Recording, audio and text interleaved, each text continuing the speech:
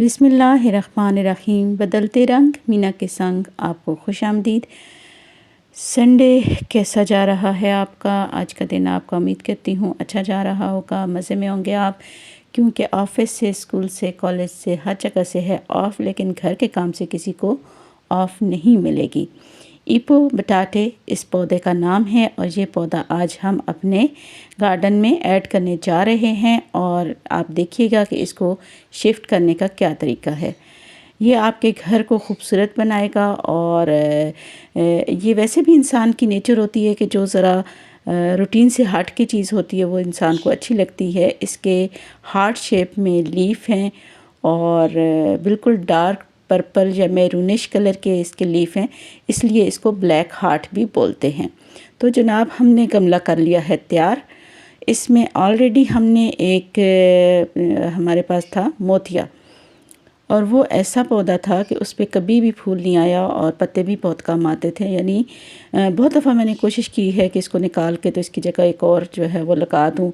Nursery से काफ़ी दफ़ा पौधा लाया है लेकिन नहीं वो सही तरह से लगा, या फिर क्या बात है कि मेरे घर में मोतिये के फूल नहीं आए।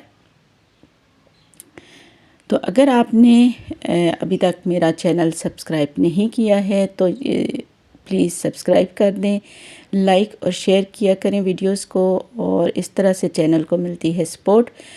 जनाब, हम लोग गमला कर रहे हैं तैयार। अगर आपको गुस्सा आया हुआ है तो भी गुस्सा मिट्टी पे मत निकाले, क्योंकि इसी मिट्टी में हम लोगों ने जाना भी है, और जितना आप सॉफ्ट टच करेंगे इतना अच्छा आपका पौधा लगेगा और इतना वो फले फूलेगा ज़्यादा। लेकिन अगर आप रफली या फिर आप बुरे दिल से पौधा लगाएंगे तो वो कभी भी नहीं लगेगा और कुछ ही दिनों में मुरझा जाएगा। तो जितना ज़्यादा पॉसिबल हो इसको सॉफ्ट कर लें। अगर इसमें कोई कंकर वगैरह है, कोई भी इसमें पत्थर है, वो निकाल दें। जनाब, ज़मीन हो गई है रेडी और हमने इसको फुल कर दिया है वाटर के साथ ताकि हम इसमें फ़िक्स कर सकें। प्लांट को फ़िक्स करना ताकि वो जब बड़ा हो तो उसकी डायरेक्शन सही रहे, ये भी एक आर्ट होता है। ऐसे ही जस्ट गमले से निकाल के उधर नहीं लगाना होता, हमने इसको सेंटर में रखना होता है। हमने देखना होता है कि इसकी जो ब्रांचेज़ हैं या जो इसका स्टेम है ये बड़ा होके किस डायरेक्शन में जाएगा। जनाब, हमने इसको यहाँ पे लगा दिया। मैं भी कोशिश कर रही हूँ इसको हाथ लगाने की, इसको टच करने की, लेकिन अभी मुझे इजाज़त नहीं है।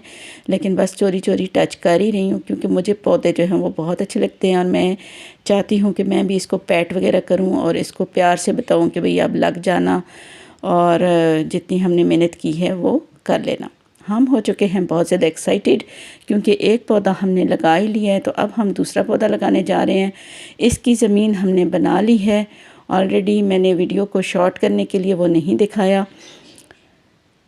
इसको हम ज़मीन में लगा रहे हैं, एक थ्रेक लगी हुई है और उसके इर्द गिर्द हम लोग ये पौधे लगा रहे हैं। ये मेरे पास 6-7 पौधे थे। ये गेंदा इसको बोलते हैं जी। वाटरिंग टूल भी हम लोगों ने ख़ुद बनाया हुआ है, हमारा हैंडमेड है। किसी को चाहिए हो तो हम ट्रिक बता सकते हैं कि ये किस तरह बनता है। तो जी, इसको भी हम लोगों ने लगा दिया है और उसे गमले से निकाल के यहाँ पे, ये थोड़ा हेल्दी नहीं लग रहा पौधा, क्योंकि काफ़ी दिन जो है ये ठंड में पड़ा रहा था गमला। तो फिर आपको पता है इन दिनों टेम्परेचर भी बहुत डाउन था और इतने डाउन टेम्परेचर में पौधे मुश्किल से लगते हैं। इसी तरह से हम लोग मज़ीद भी लगाएंगे 2-3 पौधे, और गमले से या किसी भी पॉट से पौधा निकालने का ये तरीका होता है कि इसको आप टैप करते हैं हर साइड से, ताकि ये मिट्टी जो है उसको छोड़ दे। वैसे भी प्लास्टिक का ये जो बर्तन होता है या बाल्टी वगैरह या जो इस तरह की चीज़ें होती हैं, इसमें से मुश्किल से निकलता है पौधा, और कोशिश करें कि इसकी जड़ें वगैरह डैमेज ना हो। लेकिन जब आप इसको ज़मीन में लगा रहे हों तो आपने इसको प्रॉपरली सॉफ्ट करना है।